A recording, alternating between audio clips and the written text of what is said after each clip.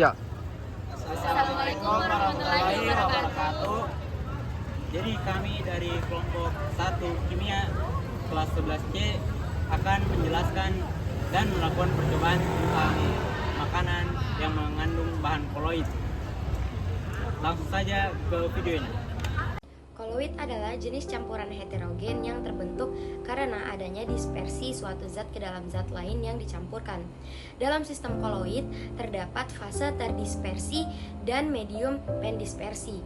Fase terdispersi adalah zat yang mengalami penyebaran secara merata dalam suatu zat lain. Sedangkan medium pendispersi adalah zat yang menyebabkan terjadinya penyebaran secara merata.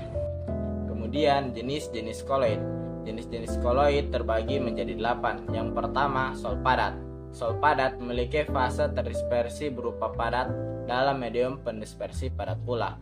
Contohnya ruby, intan, kaca berwarna, dan lain-lain. Yang kedua, sol. Sol memiliki fase terdispersi padat dalam medium pendispersi berupa cairan. Contohnya tinta, cat, tanah liat, dan lain-lain. Yang ketiga, aerosol padat. Aerosol padat memiliki fase terdispersi berupa padat dalam medium pendispersi berupa gas. Contohnya asap dan debu. Kemudian aerosol. Aerosol memiliki fase terdispersi berupa cairan dalam medium pendispersi berupa gas.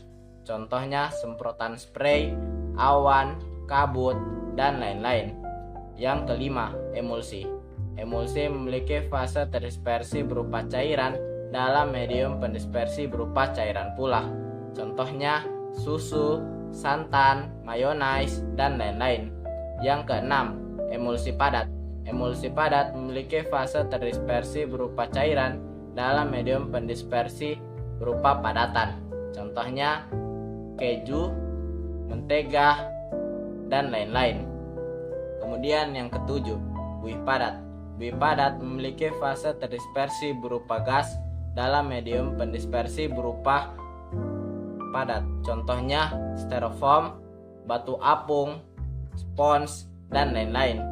Kemudian yang terakhir, buih. Buih memiliki fase terdispersi berupa gas dalam medium pendispersi berupa cairan. Contohnya buih, whipped cream, dan lain-lain. Baik, selanjutnya sifat koloid. Yang pertama ada efek Tyndall. Efek Tyndall adalah penghamburan cahaya oleh partikel koloid. Nah, sebagai contohnya ada sorot lampu dalam kabut atau udara berdebu dan sinar matahari dalam udara berkabut. Nah, yang kedua ada gerak Brown. Gerak Brown sendiri adalah gerakan zigzag yang berupa gerak tidak beraturan partikel koloid dalam medium pendispersi. Nah, sebagai contohnya di sini ada gerak debu di udara. Yang ketiga adalah elektroforesis. Elektroforesis sendiri adalah pergerakan partikel koloid dalam medan listrik. Nah, contohnya untuk menentukan muatan koloid, proses penyaringan debu pabrik.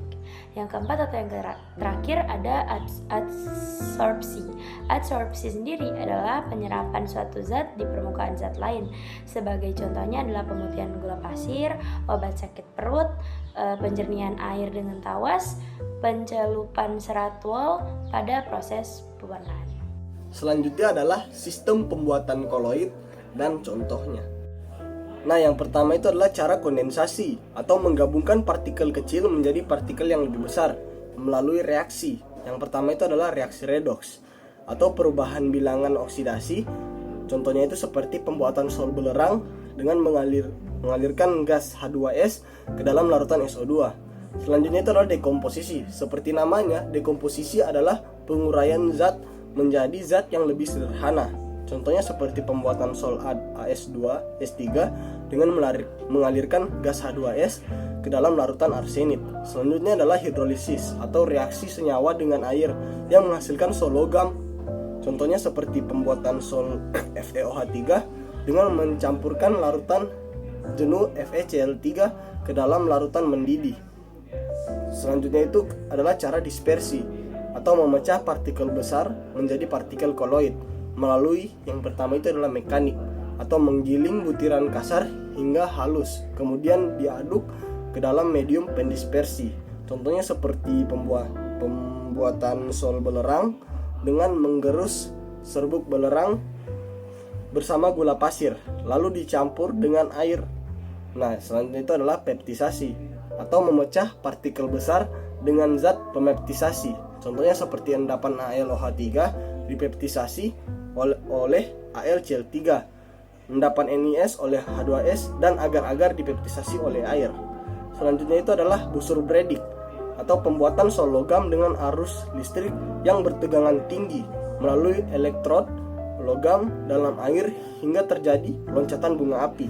Contohnya seperti sol Ag, Au, dan PT.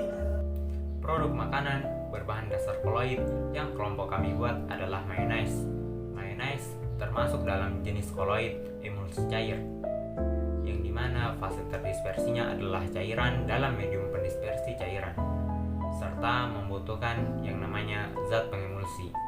Pada mayonnaise, fase terdispersinya adalah minyak goreng dan medium pendispersinya adalah air perasan lemon, serta zat pengemulsinya adalah kuning telur.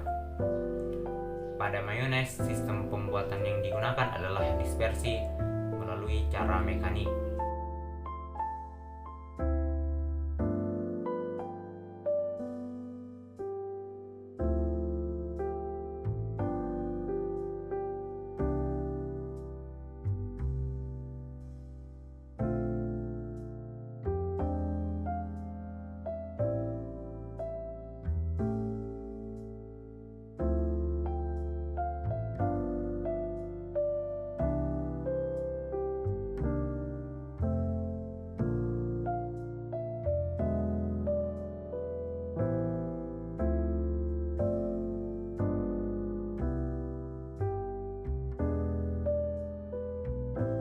Sekian penjelasan singkat dari kami. Mohon maaf bila ada salah kata. Wassalamualaikum warahmatullahi wabarakatuh.